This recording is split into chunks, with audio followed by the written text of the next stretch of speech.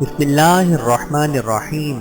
السلام علیکم ورحمۃ اللہ وبرکاتہ۔ حضرت عمر فاروق رضی اللہ تعالی عنہ کا قبول اسلام۔ حضرت عمر کا 27واں سال تھا کہ آفتاب رسالت طلوع ہوا، یعنی رسول اللہ صلی اللہ علیہ وآلہ وسلم مبعوث ہوئے۔ حضرت عمر کے گھرانے میں زید کی وجہ سے توحید کی آواز نامور سے نہیں رہی تھی، چنانچہ سب سے پہلے زید کے بیٹے سعید اسلام لائے۔ حضرت سعید کا نکاح حضرت عمر کی بہن فاطمہ سے ہوا تھا۔ اس تعلق سے فاطمہ بھی مسلمان ہو گئیں۔ اسی خاندان میں ایک اور معزز شخص نعیم بن عبداللہ نے بھی اسلام قبول کر لیا تھا، لیکن حضرت عمر ابھی تک اسلام سے بیگانہ تھے۔ ان کے کانوں میں جب یہ صدا پہنچی تو سخت برہم ہوئے، یہاں تک کہ قبیلے میں جو لوگ اسلام لا چکے تھے ان کے دشمن بن گئے۔ ابینہ رضی اللہ تعالی عنہا ان کے خاندان کی کنیز تھی، جس نے اسلام قبول کر لیا تھا۔ اس کو بے تحاشا مارتے اور مارتے مارتے تھک جاتے تو کہتے کہ دم لے لوں تو پھر ماروں گا۔ وہ نہایت استقلال سے جواب دیتی کہ اگر تم اسلام نہ لاؤ گے تو خدا اس کا انتقام لے گا۔ لبنہ کے سوا اور جس پر قابو چلتا زد و کوب سے دریغ نہ کرتے تھے۔ اسی طرح حضرت زنیرہ حضرت عمر کے گھرانے کی کنیز تھی، اور اس وجہ سے حضرت عمر ان کو جی کھول کر ستاتے۔ جب ان کے چچزاد بھائی سعید بن زید اسلام لائے تو حضرت عمر نے ان کو رسیوں سے باندھ دیا، لیکن اسلام کا نشہ ایسا تھا کہ جس کو چڑھ جاتا اترتا نہ تھا۔ چونکہ قریش کے سربرو آبرو اشخاص میں ابو جہل اور حضرت عمر اسلام اور آن حضرت صلی اللہ علیہ وآلہ وسلم کی دشمنی میں سب سے زیادہ سرگرم تھے، اس لیے دوسرے حربے ان پر کامیاب نہ ہوتے تو آن حضرت صلی اللہ علیہ وآلہ وسلم نے ان سب سے کارگاہ حربہ کو ان کے مقابلے میں استعمال کیا، جس کے وار کی کوئی روک نہیں ہو سکتی تھی۔ اس لیے آن حضرت صلی اللہ علیہ وآلہ وسلم نے خصوصیت کے ساتھ انہی دونوں کے لیے اسلام کی دعا فرمائی، خدایا اسلام کو ابو جہل یا عمر بن الخطاب سے معزز کر۔ مگر یہ دولت تو قسام ازل نے حضرت عمر کی قسمت میں لکھ دی تھی، ابو جہل کے حصے میں کیوں کر آتی۔ اس دعائے مستجاب کا اثر یہ ہوا کہ کچھ دنوں کے بعد اسلام کا سب سے بڑا دشمن اس کا سب سے بڑا دوست اور سب سے بڑا جانثار بن گیا، یعنی حضرت عمر کا دامن دولت ایمان سے بھر گیا۔ تاریخ و سیر کی کتابوں میں حضرت عمر کی تفصیلات اسلام میں اختلاف ہے۔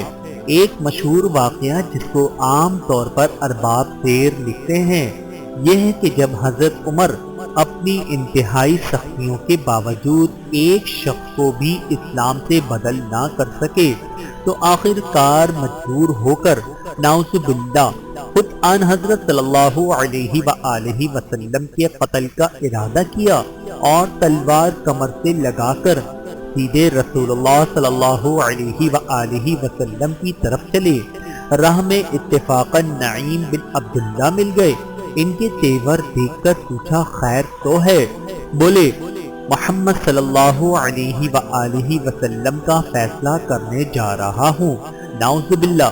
انہوں نے کہا پہلے اپنے گھر کی تو خبر لو، خود تمہاری بہن اور بہنوئی اسلام لا چکے ہیں۔ فوراً پلٹے اور بہن کو یہاں پہنچے، وہ قرآن پڑھ رہی تھی، ان کی آہٹ پا کر چپ ہو گئیں اور قرآن کے اجزاء چھپا لیے، لیکن آواز ان کے کان میں پڑ چکی تھی۔ بہن سے پوچھا یہ کیسی آواز تھی؟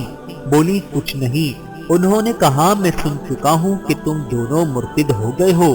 یہ کہہ کر بہنوئی سے دست و گریباں ہو گئے، اور جب ان کی بہن بچانے کو آئیں تو ان کی بھی خبر لی، یہاں تک کہ ان کا جسم لہو لہان ہو گیا، لیکن اسلام کی محبت پر ان کا کچھ اثر نہ ہوا۔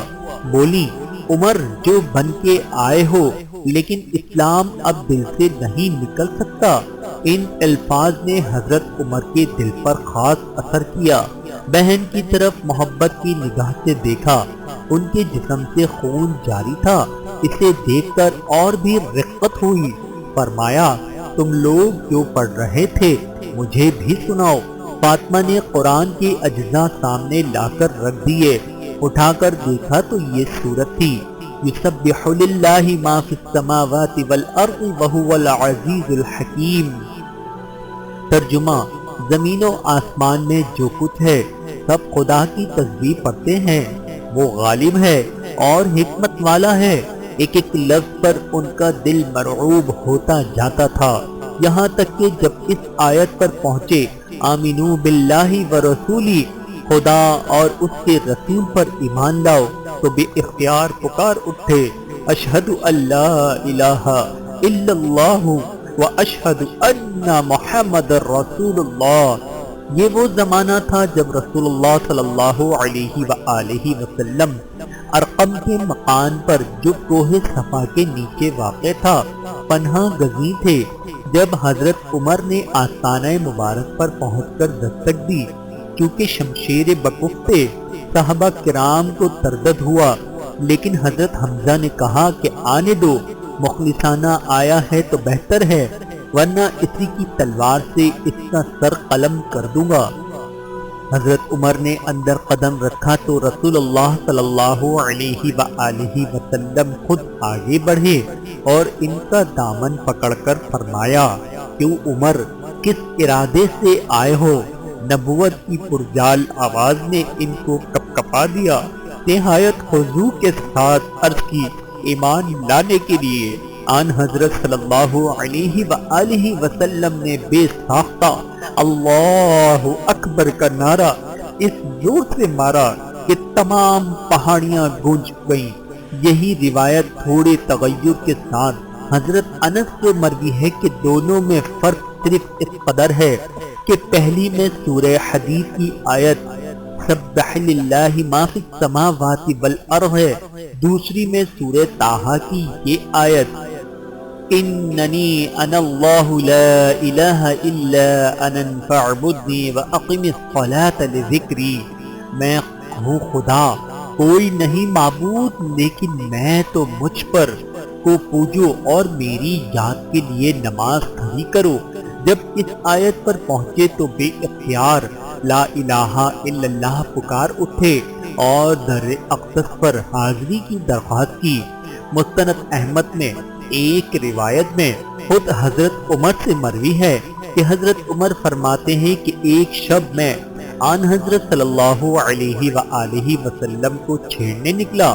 آپ بڑھ کر مسجد حرام میں داخل ہو گئے اور نماز شروع کر دی، جس میں آپ صلی اللہ علیہ وآلہ وسلم نے سورۃ الحاقہ کی تلاوت فرمائی۔ میں کھڑا سنتا رہا اور قرآن کے نظم و اسلوب سے حیرت میں تھا۔ دل میں کہا جیسے قریش کہا کرتے ہیں، خدا کی قسم یہ شاعر ہے۔ ابھی یہ خیال آیا ہی تھا کہ آپ نے یہ آیت پڑھی، انہ لقول رسول کریم وما هو بقول شاعر قلیلا ما تؤمنون۔ یہ ایک بزرگ قاصد کا کلام ہے اور یہ کسی شاعر کا کلام نہیں، تم بہت کم ایمان رکھتے ہو۔ میں نے کہا یہ تو کاہن ہے، میرے دل کی بات جان گیا ہے۔ اس کے بعد ہی یہ آیت پڑھی، وَلَا بِقَوْلِ كَاهِنٍ قَلِيلًا مَا تَذَكَّرُونَ تَنزِيلٌ مِّن رَّبِّ الْعَالَمِينَ۔ یہ کاہن کا کلام بھی نہیں، تم بہت کم نصیحت پکڑتے ہو، یہ تو جہانوں کے پروردگار کی طرف سے اترا ہے۔ آپ صلی اللہ علیہ وآلہ وسلم نے یہ سورہ آخر تک تلاوت فرمائی اور اس کو سن کر اسلام میرے دل میں پوری طرح گھس کر کے رہ گیا۔ کیونکہ وہ مستقل مزاج اور پختہ کار تھے، اس لیے انہوں نے اسلام کا اعلان نہیں کیا، بلکہ اس کا اثر شاید دور روکتے تھے۔ لیکن اس کے بعد جب ان کی بہن کا واقعہ پیش آیا اور قرآنی آیات پر نظر پڑی جس میں توحید کی نہایت مؤثر دعوت ہے، تو دل پر قابو نہ رہا اور بے اختیار کلمہ توحید پکار اٹھے اور درد اقدس پر حاضری کی درخواست کی۔ حضرت اسلم کہتے ہیں کہ ہم سے حضرت عمر نے فرمایا کہ تم لوگ چاہتے ہو کہ میں اپنے ابتداء اسلام کا قصہ بیان کروں؟ ہم نے کہا جی ضرور۔ آپ نے فرمایا میں حضور صلی اللہ علیہ وآلہ وسلم کے بڑے دشمنوں میں تھا۔ صفا پہاڑی کے قریب ایک مکان میں حضور تشریف فرما تھے۔ میں آپ کی خدمت میں حاضر ہوا اور آپ کے سامنے بیٹھ گیا۔ آپ نے میرا گریبان پکڑ کر فرمایا اے خطاب کے بیٹے مسلمان ہو جا، اور ساتھ ہی یہ دعا کی کہ اے اللہ اسے ہدایت عطا فرما۔ میں نے فوراً کہا اشہد اللہ الہ الا اللہ و اشہد ان محمد رسول اللہ۔ فرماتے ہیں میرے اسلام لاتے ہی مسلمانوں نے اتنی بلند آواز سے تکبیر کہی کہ جو مکے کی تمام گلیوں میں سنائی دی۔ حضرت عمر کے مسلمان ہو جانے سے اسلام کی تاریخ میں ایک نیا دور شروع ہو گیا۔ اس وقت 40 یا اس سے کچھ کم و بیش آدمی دائرہ اسلام میں داخل ہو چکے تھے، لیکن وہ نہایت بے بسی و مجبوری کے عالم میں تھے۔ اعلانیہ فرائض مذہبی ادا کرنا تو درکنار، اپنے کو مسلمان ظاہر کرنا بھی خطرے سے خالی نہ تھا، اور کعبے میں نماز پڑھنا تو بالکل ناممکن تھا۔ حضرت عمر کے اسلام لانے سے دفعتاً حالت بدل گئی۔ انہوں نے اعلانیہ اپنے اسلام کا اظہار کیا۔ صرف اتنا ہی نہیں بلکہ مشرکین کو جمع کر کے بآواز بلند اپنے ایمان کا اعلان کیا۔ مشرکین نہایت برافروختہ ہوئے، لیکن خاص بن دائل نے جو رشتے میں حضرت عمر کے ماموں تھے ان کو اپنی پناہ میں لے لیا۔ حضرت عمر قبول اسلام سے پہلے اپنی آنکھوں سے مسلمانوں کی مظلومیت کا تماشا دیکھتے تھے، اس لیے شوق مساوات نے اسے پسند نہ کیا کہ وہ اسلام کی نعمت سے متمتع ہونے کے بعد خاص بن وائل کی حمایت کے سہارے سے اس کے نتائج سے محفوظ رہیں۔ اس لیے انہوں نے پناہ قبول کرنے سے انکار کر دیا اور برابر ثبات و استقامت کے ساتھ مشرکین کے مقابل کرتے رہے، یہاں تک کہ مسلمانوں کی جماعت کے ساتھ برابر جا کر کعبے میں نماز ادا کی۔ یہ پہلا موقع تھا کہ حق کے باطل کے مقابلے میں سر بلند ہوا، اور حضرت عمر کو اس صلے میں دربار نبوت سے فاروق کا لقب مرمت ہوا۔ حضرت عمر سن 7 نبوی میں اسلام لائے تھے اور 13 نبوی میں ہجرت ہوئی۔ اس طرح گویا انہوں نے اسلام لانے کے بعد تقریباً 6 یا 7 برس تک قریش کے مظالم برداشت کیے۔ جب مسلمانوں کو مدینے کی جانب ہجرت کی اجازت ملی تو حضرت عمر بھی اس سفر کے لیے آمادہ ہوئے۔ ہجرت کرنے والوں کو قریش کی سخت مزاحمت کا مقابلہ کرنا پڑا۔ حضرت عمر فاروق کا بیان ہے کہ حضرت عیاش بن ربیعہ اور حضرت حشام صحابی بھی ان کے ساتھ مدینے چلنے کو تیار ہوئے تھے۔ حضرت عیاش تو روانگی کے وقت جائے مقررہ پہنچ گئے، مگر حشام کے بارے میں کفار کو خبر لگ گئی، ان کو قریش نے قید کر دیا۔ حضرت عیاش مدینے جا پہنچے کہ ابو جہل ماں اپنے بھائی حارث کے مدینہ پہنچا۔ عیاش ان کے چچیرے بھائی تھے اور تینوں کی ماں ایک تھی۔ ابو جہل و حارث نے کہا تمہارے بعد والدہ کی برسی حالت ہو رہی ہے۔ اس نے قسم کھا لی کہ عیاش کا منہ دیکھنے تک نہ سر میں کنگھی کروں گی نہ سایہ میں بیٹھوں گی، اس لیے بھائی تم چلو اور ماں کو تسکین دے کر آ جانا۔ عمر فاروق نے کہا کہ عیاش مجھے تو فریب معلوم ہوتا ہے، تمہاری ماں کے سر کوئی جوڑ پڑ گئی تو وہ خود ہی کنگھی کر لے گی، اور مکے کی دھوپ میں ذرا خبر لی تو خود ہی سائے میں جا بیٹھے گی۔ میری رائے تو یہ ہے کہ تم جانا نہیں۔ چاہے عیاش بولے نہیں میں والدہ کی قسم پوری کر کے واپس آ جاؤں گا۔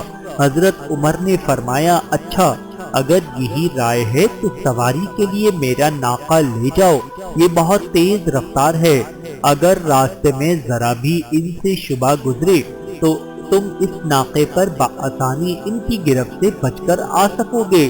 حضرت عیاش نے ناقہ لے لیا، یہ تینوں چل پڑے۔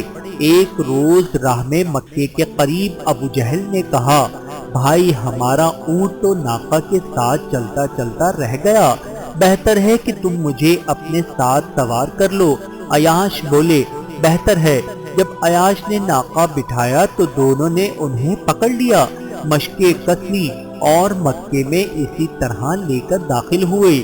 یہ دونوں بڑے فخر سے کہتے تھے کہ دیکھو بے وقوفوں اور احمقوں کو اسی طرح سزا دیا کرتے ہیں۔ اب عیاش کو بھی حشام کے ساتھ قید کر دیا گیا۔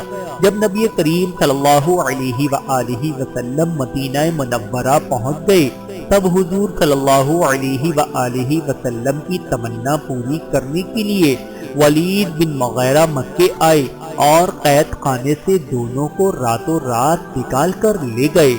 سبحان اللہ۔